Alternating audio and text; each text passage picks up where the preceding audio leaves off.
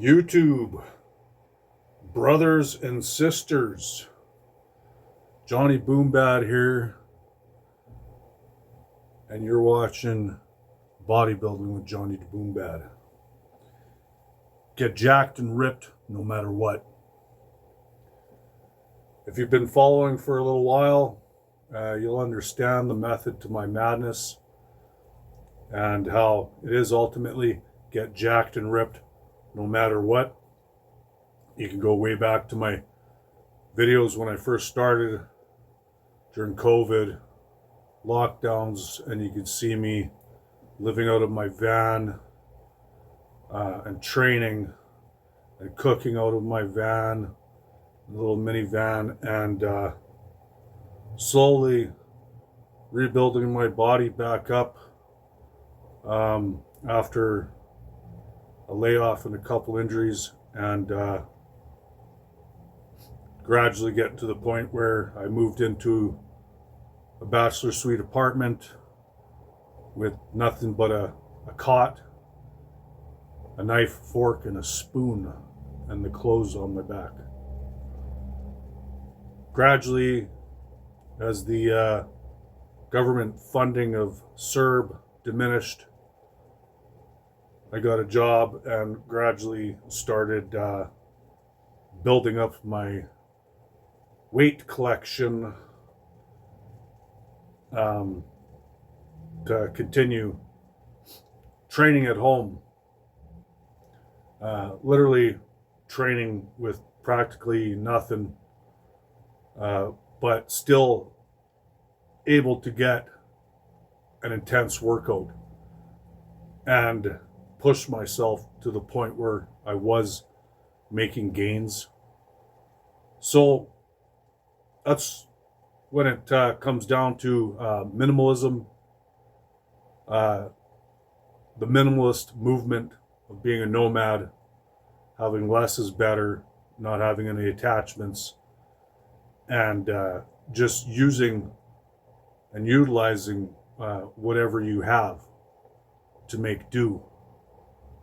And gradually built my weights up to getting more from Walmart, more from Marketplace, to getting a dumbbell rack and a bench press and a pull-up station and tons of elastic bands, and training heavier and harder and consistently throughout all life circumstances, because ultimately as a bodybuilder, our biggest setback is the setback itself. So we don't want to let life circumstances cause us to have a setback in our bodybuilding. And ultimately, when you're that passionate about making size gains in bodybuilding, it's gonna give you more drive in life to do whatever it takes under any circumstances to continue getting jacked and ripped. Ultimately, hardcore bodybuilding, and it's not just about I don't want to get too big, or I just want a bigger chest, or I don't want to get too big, all that stuff. It's ultimately about getting as big and as jacked as you flippin' can under your circumstances, and what you have to do that with. It doesn't need to be a big commercial gym. If you're just starting, and you don't have much, and you don't have much money, and you're really eager to get started, you don't have to wait around for these things. You can start immediately with just doing push-ups. You can start immediately doing pull-ups, and use your creativity. Think, where can I do some dips? Is there a couple counters in my house that I can do some dips? Can you do push-ups with your feet up on a chair so you're at an incline or a decline? What can you do to make the exercises harder? How many are you able to get? Well, if you can only get 6, well, ultimate goal is to be able to then get 8 and then 10. And you are going to gain muscle as you get stronger at those push-ups. It's not as complex as all these social media people make it seem, to where you got to use all these fancy equipments and train at an elaborate gym. Some of the most hardcore bodybuilders back in the 60s and 70s used all kinds of stuff to train. Even if it was lifting tires, it didn't matter. Whatever you can think of that you could lift, that you could get jacked and ripped off, that's what you got to do. And and it won't cost you a thing. If you don't have the money, don't worry about it. You will get the money, and you'll get your new set of dumbbells you need, and then you'll get your bench press or whatever you need. It'll all come together as you progress. The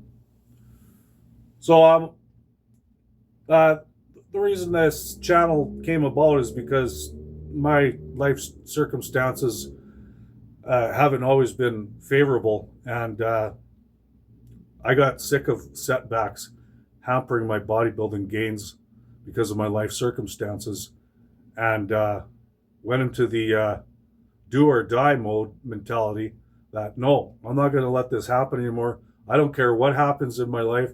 I don't care if I lose a job. I don't care if the love of my life breaks up with me. I don't care if my truck breaks down. I don't care if I hardly have any food.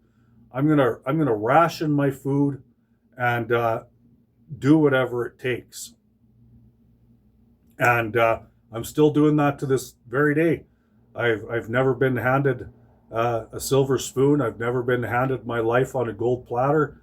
And there's a source out there that's trying to stop us from succeeding, and that's the enemy. And ultimately, through Jesus Christ and your trust in Him, you don't have to worry. You don't have to have anxiety, and He will provide. And I can prove that throughout all my videos, that through all my circumstances, it's been 6 years now, He's allowed me to get jacked and ripped and have enough food. At the moment, I as of 2 days ago and today, I have zero money, nothing. My March rent's not paid, and my last video I made there, I was walking through downtown and trying to do something cool for you guys, making like a music video. And when I went into the back alley there, it was like glowing in the light of glory. It was an old industrial garbage can there that you see in the back alleys, and on top of it was a shitload of food, canned goods, tomato soup, boxes of rice and pasta, and I have no protein. It's not like I'm gonna find a turkey there or beef and I'm gonna eat it. No, it's gonna be rotten. It's gonna be bad. But what did God provide me as a bodybuilder? I gotta show you. This is just 3 bags, but I got 5 bags of lentils, green lentils, red lentils, white kidney beans, and these bad boys have they're awesome, and I should be including this in my diet more. And maybe God is saying, hey, here's another protein source for you that's just awesome, that you can eat instead of meat. It's easily digestible. It's loaded with other minerals and nutrients that meat doesn't have. Not that I'm going to quit eating meat, but still, this has for 35 grams. Oh, no, I won't look at that one because that's saying no. We don't want 35 grams. We want to know what's in 100 grams. Okay, so this one here, the green lentils and the red lentils have the same. The kidney beans have less protein. But for 100 grams has 26 grams of protein. And by law, that's technically all your body can digest is roughly 30 grams of protein per sitting. So that's a true blessing right there. And God's just rolling out the blessings for me, because now I got a job. I started 2 days ago as a custodian, and it's pretty easy going, relaxed. I'm driving around on a Zamboni, cleaning floors, emptying garbages. I don't have to clean the washrooms, just very basic stuff, just going into all the classrooms at night at a school while it's closed and emptying the garbage, and Zamboniing the gym floors. There's 2 gyms and all the hallways, and with a couple other staff there that are really awesome and friendly rednecks like me. We all get along. It's beautiful. Life is good. Truck is driving full throttle, and this is the path that I didn't know where anything was going to land. Everything was up in the air, and I had to wait patiently on God's timing, and I'm still waiting for a couple things to roll out. But as of yesterday, I even ended up getting support from the government, income supports, from a very nice worker that I speaking to on the phone, that after I explained my circumstances and sent her my bank statements proving that I was broke and I had no money, and I told her, yes, I do have a job, because that's what they want to hear. They don't want to keep you on social assistance for any longer than they need to. If you're fit to work, they want you to get working right away. So when you tell them that, yeah, I do have a job, but I've been jobless for a couple months and I'm behind on rent, I'm behind on bills, I'm behind on my truck insurance, they're very happy to help you, and you get it like that. And I ended up getting $1,277, and that'll be on Monday or Tuesday. And here's my thing. This apartment I'm living in is making me broke.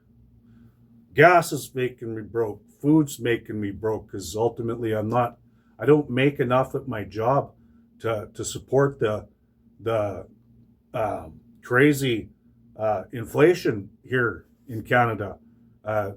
Nobody does. Everybody's struggling. But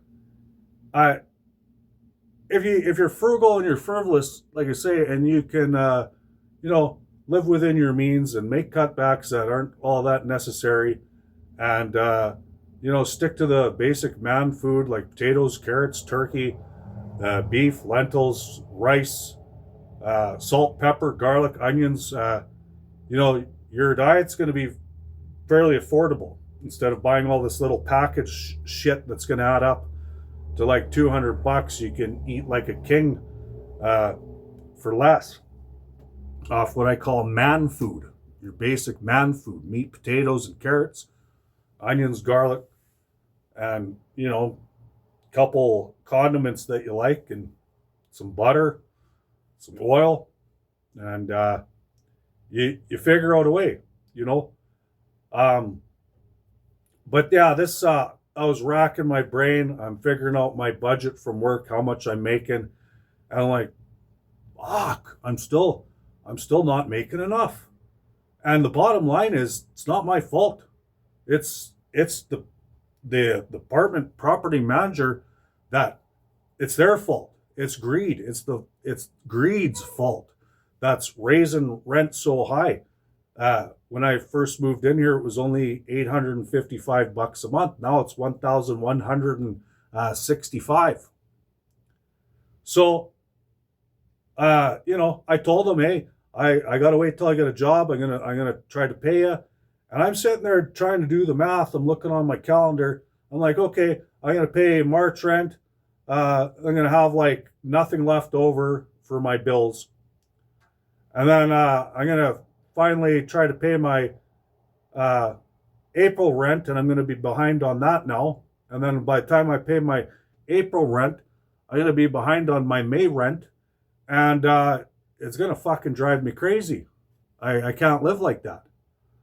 So I'm like, what the hell do I do? I didn't panic or anything, but I quit trying to figure out the fucking math, because the math says that this apartment is unaffordable. As simple as that. It's not my fucking fault. I'm gonna get the fuck out of here. Excuse my French, but that's the bottom line. I was feeling bad before, thinking, oh man, yeah, I can only give them this much, and geez, how am I gonna afford April rent, and what am I gonna? Nah, that's not my problem. It's their problem for not making rent feasible for people. And I'm not going to be the only one that's bailing, looking for something else. So I'm looking for a truck bed camper, which I really want to go nomad again, and haven't found anything that's a good price right now. So then it hit me. I'm like, you know what? Let's look into shared accommodation. And man, I tell you, awesome option. I'm looking at places, and it's not as bad as I thought. I did do it before, and it was pretty awesome. And you get these people that own a house, and they keep it all clean and sharp and simple, with the bare necessities, and not a lot of clutter, and you don't want nothing too stuffy. You don't want a bunch of move into a place it's all hoarding and stuffy and creepy and stuff like that. But almost like a facility to where you go down the hall in a big 5-6 bedroom house, and everyone has their own big bedroom, and you can lock your door. And if you're in the basement, there's a kitchen in the basement with a big living space, and same with the upstairs. And some of the places I've seen, I could literally like fit all my gym equipment right in my bedroom, in a basement, to where I could be training in my bedroom, and not have anybody in my business, or me not being anybody else's business. Have a little cooktop stove in there with a couple burners to just fry some food up, and have a little fridge and a microwave to store my food for work. If I have to cook anything more or put anything else in the freezer, I can use the main fridge that the other guys are going to be using.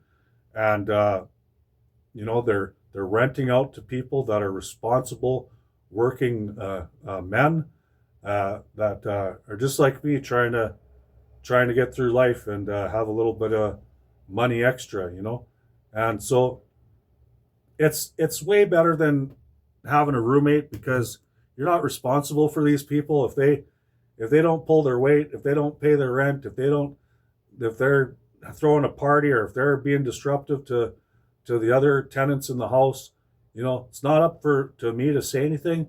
It's going to be the landlord that's going to say, okay, give them a warning and say, okay, you got to go. So that solves that problem. And for me, I'm just going to be like these other guys. I just want to come home and have a roof over my head, a place to eat, sleep, and a nice place that's clean. And these places are going for $500-600 a month.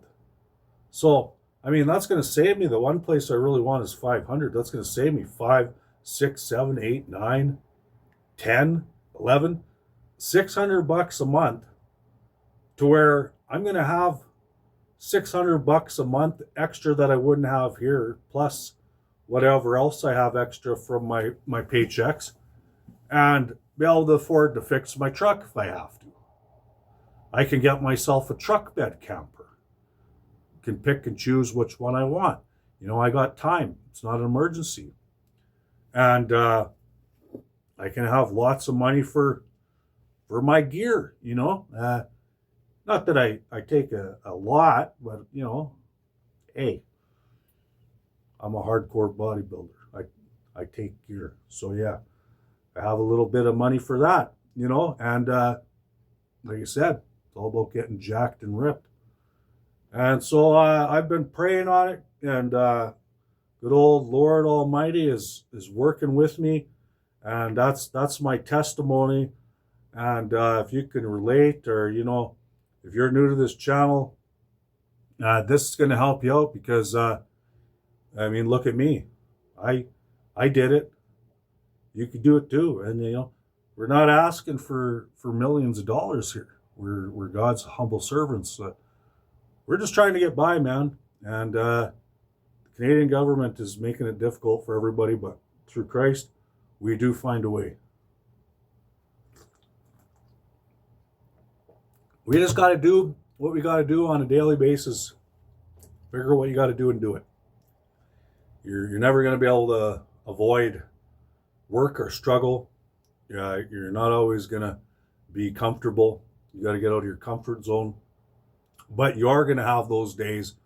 You are going to have those days in the sun to where everything just seems perfect, where everything's aligned. You feel good physically, you feel good spiritually, you feel good mentally.